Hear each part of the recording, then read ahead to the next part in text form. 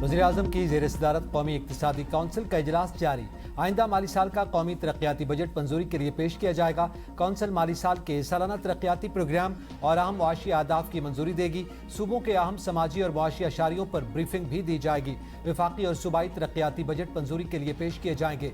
CWP और एक्निक से मंजूर शुदा तरक्याती मनसूबों की तफसीली रिपोर्ट भी पेश होगी। मेगा तरक्याती मनसूबों का जायजा लिया जाएगा। इजलास में चारों सूबों के वज़राए आला भी शरीक हैं। 22 मई, 3 जून और 8 जून को एक कौमी इक़्तिसादी काउंसिल के मुजवजा इजलास मुलतवी किए जा चुके हैं।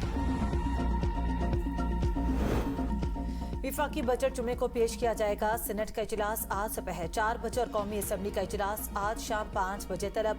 जुमेरात को इक़्तिसादी सर्वे पेश किए जाने का इम्कान। कौमी असम्बली इजलास का एजेंडा जारी। वक्फा सवालात के अलावा 2 तवज्जो दिलाओ नोटिस पेश किए जाएंगे।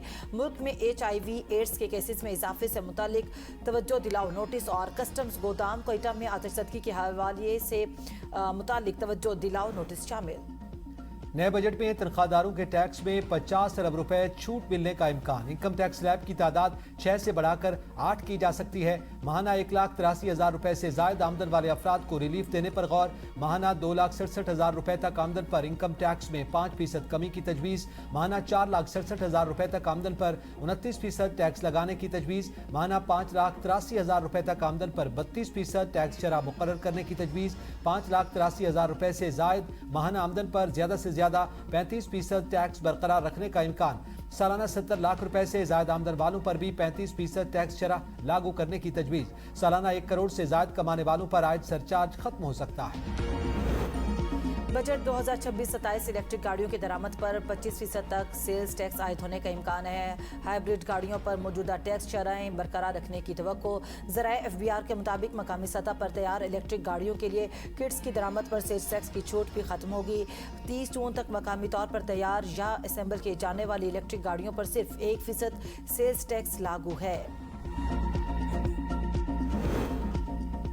मुज़ाकरात के साथ बारूद की भी बरसात। अपाची हेलीकॉप्टर गिराने पर अमेरिका का ईरान पर हमला। जजीरा कशम और सिरक पर मखसूस अहदाफ को निशाना बनाया। बंदर अब्बास में भी धमाके सुने गए। सदर ट्रंप का ईरान पर हमले से पहले इस्राईली वज़ीर-ए-आज़म नेतन्याहू को टेलीफोन। कहा, चाहता हूं अमेरिकी हेलीकॉप्टर गिराने के जवाब में भरपूर जवाब दिया जाए। हमले से कबल व्हाइट हाउस की सिचुएशन रूम में इजलास। स्पीकर माइक जॉनसन ने कहा कि अमेरिकी हमले ईरान के खिलाफ मुतनासिब और महदूद रद्द-ए-अमल है। अमेरिकी फौज ने ईरानी रेडार्स और missile command and control sites को निशाना बनाया। सेंटकॉम ने कहा कि ईरान पर हमले अपने दिफा में किए। कार्रवाई सदर ट्रंप की हिदायत पर की गई। अमेरिका के हमलों के बाद ईरान की भरपूर जवाबी कार्रवाई। खिते में अमेरिकी अड्डों को निशाना बनाने का दावा। ईरानी फौजी कमान खातुमुल अंबिया हेडक्वार्टर्स की जानिब से जारी बयान में कहा गया है कि खिते में बाज़ अमेरिकी अड्डों को निशाना बनाया है। कार्रवाई जनूबी ईरान में अमेरिकी जहरियत के जवाब में की गई। बाज़ दौरान इनकलाब का कहना है कि उर्दन में अमेरिकी अलजर्क फौजी अड्डे पर मिसाइल हमले में 4 अहदाफ को निशाना बनाया। अहदाफ में F-35 हैंगर्स और कमांड एंड कंट्रोल सेंटर शामिल। बहरीन में मौजूद अमेरिकी 5th फ्लीट पर ड्रोन हमला किया गया। कुवैत में अला अल सालिम फौजी अड्डे को ड्रोन हमले से निशाना बनाया। कुवैती फौज का कहना है मैदान जंग में नाकामियों के बावजूद अमेरिका ने ईरानी अज़्म को आजमाने की कोशिश की। हमारी ताकतवर अफवाज जवाब दिए बगैर नहीं रहेंगी।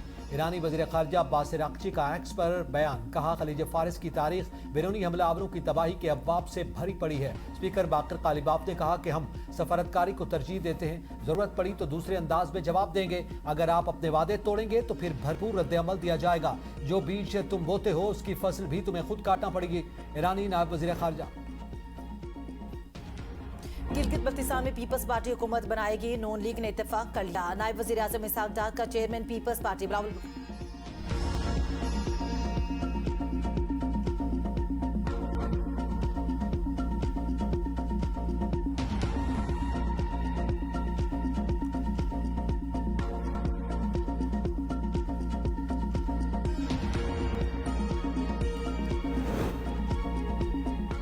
गिलगित बल्तिस्तान में पीपल्स पार्टी हुकूमत बनाएगी। नून लीग ने इत्तेफाक कर लिया। नायब वज़ीर-ए-आज़म इसहाक डार का चेयरमैन पीपल्स पार्टी बिलावल भुट्टो से राब्ता। गिलगित बल्तिस्तान इंतखाबात में पीपल्स पार्टी की कामयाबी पर उन्हें मुबारकबाद दी। गिलगित बल्तिस्तान असेंबली इंतखाबात के गैर हतमी और गैर सरकारी नताइज के मुताबिक पीपल्स पार्टी 10 नशिस्तें लेकर सबसे आगे है, जबकि आज़ाद उम्मीदवार 7 नशिस्तें ले गए। मुस्लिम लीग नून की 6 नशिस्तें हैं। 24 के ईवान में हुकूमत बनाने के लिए 13 नशिस्तें कत्ल व गारत से अपनी राय और सोच मुसलत करने वालों के मकासद कुछ और है। वज़ीर दिफा ख्वाजा आसिफ का आज़ाद कश्मीर की सूरत हाल पर बयान, कहा इख्तलाफी मसाइल अवाम की अदालत में ले जाना ऐन जमहूरी सोच है। पुलिस और सिक्योरिटी अमले को शहीद किया गया, लाशों की बेहुरमती की गई। ये अनासर अवाम की राय यानी इंतखाबात का रास्ता नहीं इख्तियार करना चाहते है।